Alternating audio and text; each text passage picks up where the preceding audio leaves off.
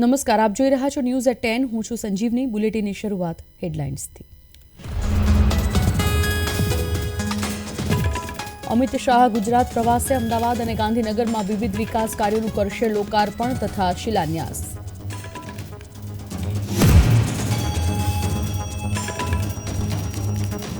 રાજ્યસભાની 15 બેઠકો પર આજે મતદાન. ઉત્તર પ્રદેશ કર્ણાટકમાં જોવા મળશે જોરદાર ટક્કર.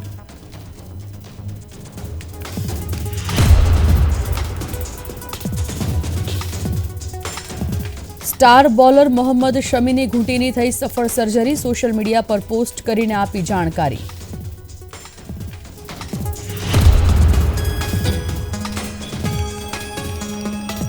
પ્રખ્યાત ગઝલ ગાયક પંકજ ઉધાસના આજે અંતિમ સંસ્કાર. ગઈકાલે 72 વર્ષની વયે લીધા હતા અંતિમ શ્વાસ.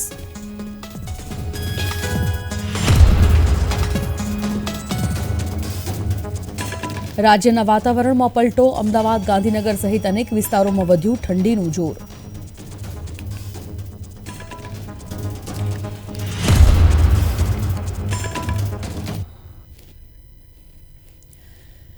કેન્દ્રીય ગૃહમંત્રી અમિત શાહના હસ્તે આજે અમદાવાદ અને ગાંધીનગરમાં વિવિધ વિકાસ કાર્યોનું લોકાર્પણ તથા શિલાન્યાસ કરવામાં આવશે. ગાંધીનગરમાં નવનિર્મિત વિદ્યાલય તથા લાયબ્રેરીનું લોકાર્પણ, કલોલમાં નવીન મેડિકલ કોલેજ તથા પ્રવેશદ્વારનું ઉદ્ઘાટન પણ કરશે.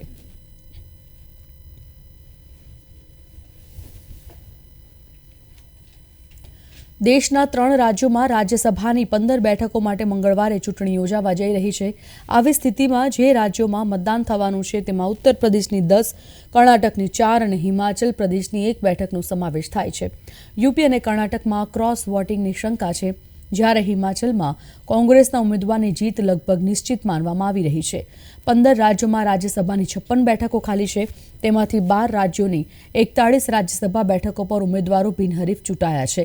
રાજ્યસભાની ચૂંટણી માટે મતદાન સવારે 9 વાગ્યાથી શરૂ થયું છે, જે સાંજે 4 વાગ્યા સુધી ચાલશે અને આ પછી સાંજે 5 વાગ્યાથી મતગણતરી શરૂ થશે, જ્યારે રાત્રે પરિણામ આવવાની આશા છે.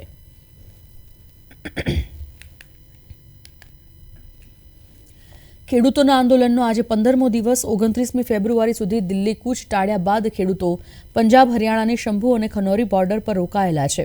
આંદોલનનું નેતૃત્વ કરી રહેલા કિસાન મજદૂર મોરચા અને સંયુક્ત કિસાન મોરચા આજે રાષ્ટ્રીય સ્તરની બેઠક યોજશે, જેમાં દિલ્હી કૂચ અંગે ચર્ચા કરવામાં આવશે. દિલ્હી કૂચ અંગે અંતિમ નિર્ણય 28મી ફેબ્રુઆરીએ લેવામાં આવશે. કિસાન મજદૂર મોરચાના સરવન પંઢેરે કહ્યું કે કેન્દ્ર અને પંજાબના કેટલાક અધિકારીઓ કહી રહ્યા છે કે હરિયાણા પોલીસ વિરુદ્ધ એફઆઈઆરને લઈને કેન્દ્ર અને ખેડૂતો વચ્ચેની વાતચીત બની નથી, પરંતુ એવું નથી. કોન્ટ્રાક્ટ આધારિત ખેતીના પ્રસ્તાવને કારણે કોઈ ઉકેલ નથી આવ્યો. અમે એમએસપી ગેરંટી કાયદાની માંગ કરી રહ્યા છીએ.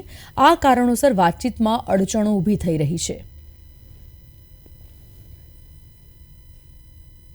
જે અગર सरकार कोड ऑफ कंडक्ट में खींच के लेके जाती है, ये जैसा कहा जा रहा है, तो हमने कौन सी इलेक्शन लड़नी है, हमने कौन सी एमपी की सीटें बांटनी है, हमने कौन सी पोलिंग बूथों के जाके को कैंपेन करनी है. हम तो देश के किसान हैं ना, खेत मजदूर. हम जो 75 सालों में नहीं हमें मिला, हम उसके लिए लगातार जारी रखेंगे आपका आंदोलन. तो जो सत्ता में बैठे हुए हैं, हम तो उनको बोलना चाहते हैं, भाई आपके पास में, आपके पाले में सारी गेंद है. आप चाहें इस आंदोलन को बैठ के निपटा लें, नहीं तो ये आंदोलन चलता रहेगा. ઈડીએ કથિત લેન્ડ ફોર જોબ કૌભાંડ સંબંધિત મની લોન્ડરિંગ કેસમાં બિહારના અરાહ જિલ્લામાં આરજેડી ધારાસભ્ય કિરણ દેવીના ઘરે દરોડા પાડ્યા હતા. આરજેડીના પૂર્વ ધારાસભ્ય નેતા અરુણ યાદવની પત્ની કિરણ દેવી પાર્ટીના વડા લાલુ પ્રસાદના નજીકના સહયોગી માનવામાં આવે છે. એવું પણ કહેવામાં આવ્યું હતું કે દરોડા સમયે પરિવાર ઘરે હાજર ન હતો. સીબીઆઈની ટીમે આ વર્ષે જાન્યુઆરીમાં કિરણ દેવીને નોટિસ આપી હતી અને 2023માં તેના પરિસરમાં દરોડા પાડ્યા હતા.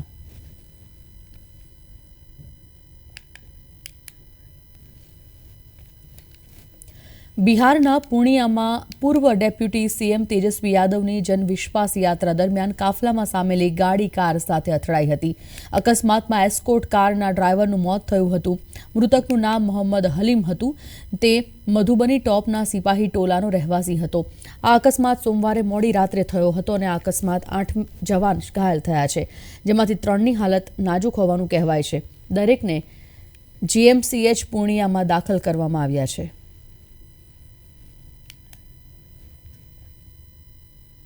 લાંબા સમયથી ટીમ ઇન્ડિયામાંથી બહાર રહેલા સ્ટાર બોલર મોહમ્મદ શમીએ આખરે પોતાની સર્જરી કરાવી લીધી છે.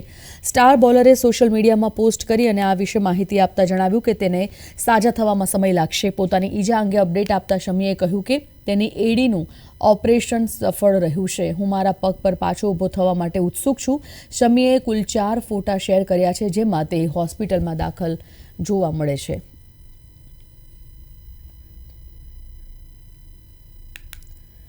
ભારતીય ક્રિકેટ ટીમનો ઓલરાઉન્ડર ખેલાડી હાર્દિક પંડ્યા ઈજામાંથી સાજા થયા બાદ 4 મહિના બાદ ક્રિકેટ મેદાન પર પાછો ફર્યો. તે ડીવાય પાટીલ T20 કપમાં રિલાયન્સ વન્સ ટીમનો કેપ્ટન છે. ગયા વર્ષે વર્લ્ડ કપમાં બાંગ્લાદેશ સામે બોલિંગ કરતી વખતે હાર્દિકને પગની ઘૂંટીમાં ઈજા થઈ હતી.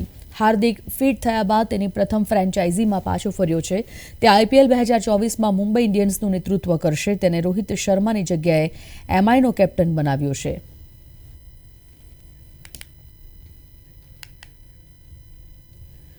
પ્રખ્યાત ગઝલ ગાયક પંકજ ઉધાસ આજે પંચતત્વમાં વિલીન થશે. તેમના અંતિમ સંસ્કાર મુંબઈ વરલી ખાતેના હિન્દુ સ્મશાન ગૃહમાં બપોરે 3 વાગ્યાથી 5 વાગ્યા દરમિયાન કરવામાં આવશે. ગઈકાલે એટલે કે સોમવારે 72 વર્ષની વયે તેમનું નિધન થયું હતું. તેમના નિધનની માહિતી તેમની પુત્રી નાયાબ ઉધાસે સોશિયલ મીડિયા પર આપી હતી.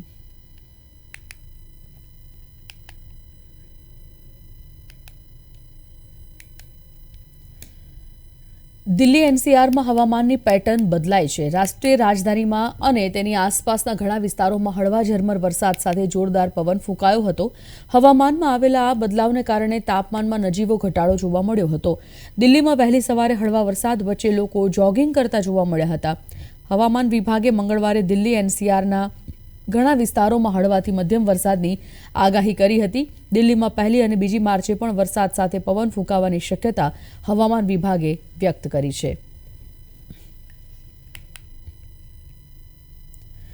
રાજ્યમાં લઘુત્તમ તાપમાન ફરી ઊંચકાયું છે અને જેમાં લઘુત્તમ તાપમાનમાં 1 થી 2 ડિગ્રીનો વધારો નોંધાયો છે. તમામ શહેરોના મહત્તમ તાપમાનમાં પણ વધારો થયો. અમદાવાદમાં 18.3, વડોદરામાં 18.2, સુરતમાં 17.4, રાજકોટમાં 18 ડિગ્રી તાપમાન રહ્યું. આ બાજુ ભુજમાં 17, નલિયામાં 14, ડીસામાં 16 ડિગ્રી તાપમાન તેમજ રાજ્યમાં 10 થી 12 કિલોમીટર પ્રતિ કલાકે પવન ફૂંકાશે. સમુદ્રમાં એક સિસ્ટમ સક્રિય હોવાથી પવનો ફૂંકાશે. હવામાન વિભાગે આગાહી કરી હતી કે પવનની ગતિમાં વધારો થતાં ઠંડીનું જોર વધશે અને રાજ્યમાં ફરી કડકડતી ઠંડીનો અનુભવ થશે. રાજ્યમાં કમોસમી વરસાદની પણ સંભાવના છે.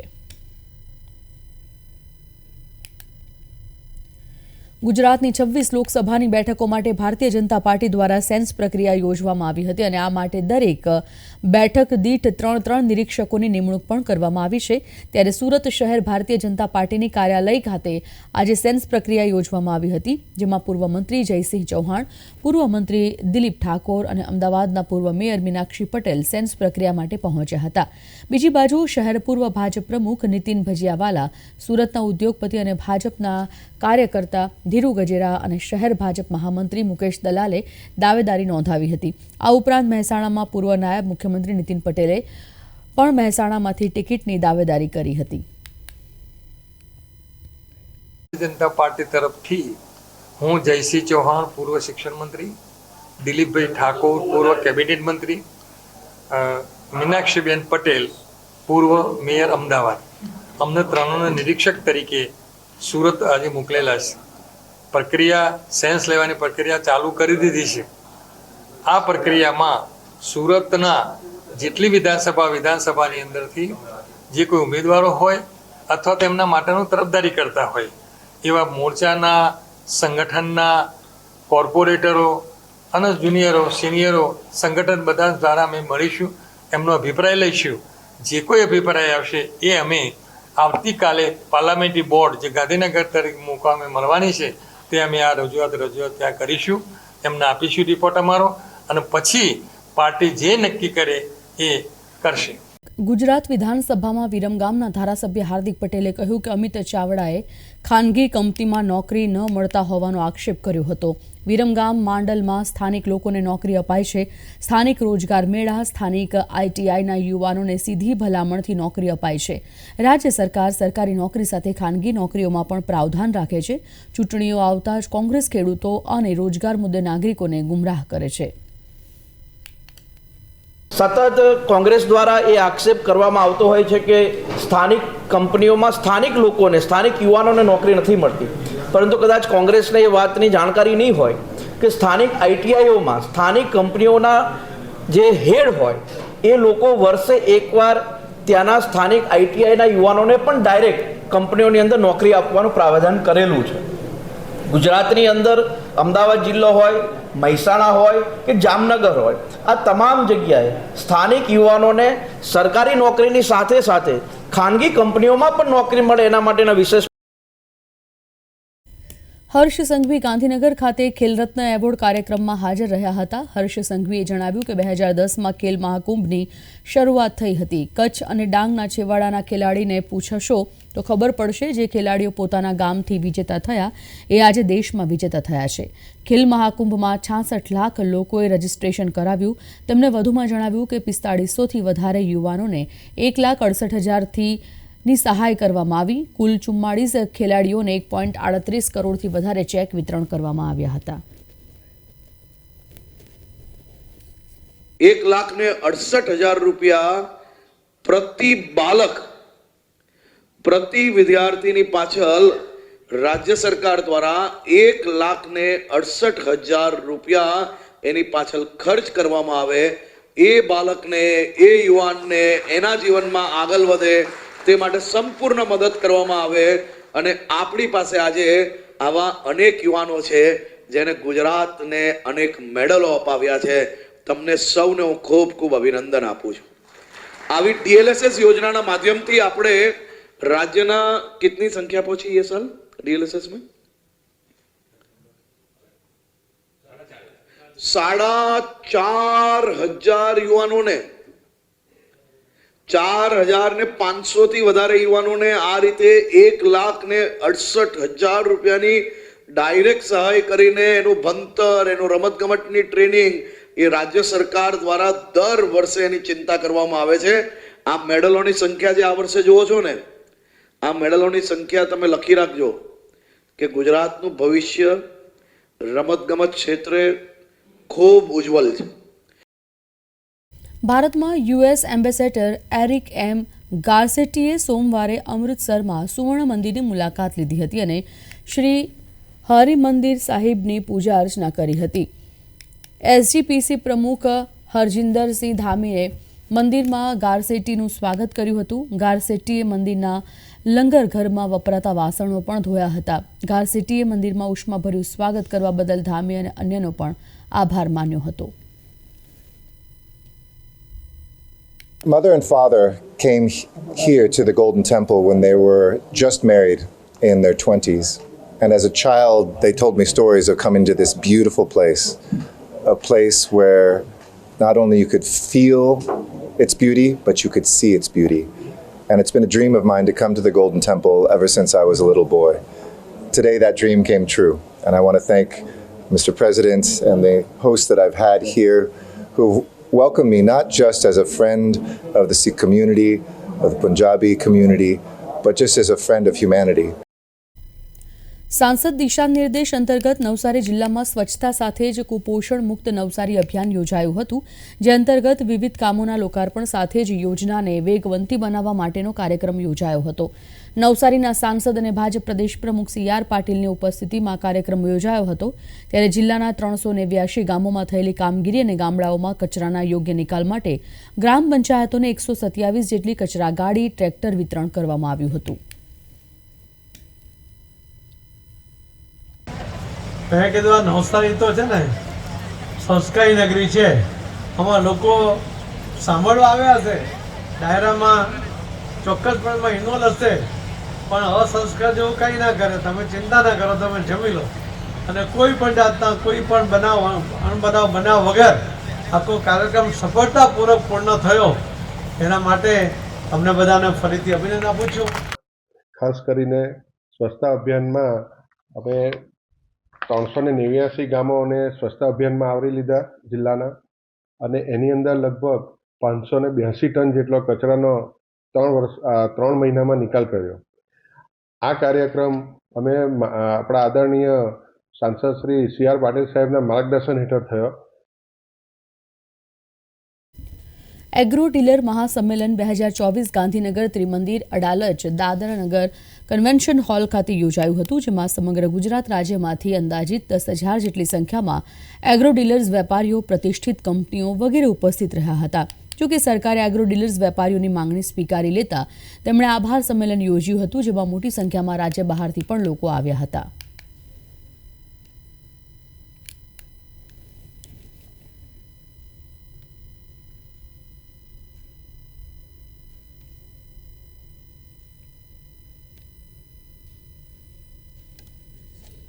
આજે ઋણ સ્વીકાર પ્રોગ્રામ હતો.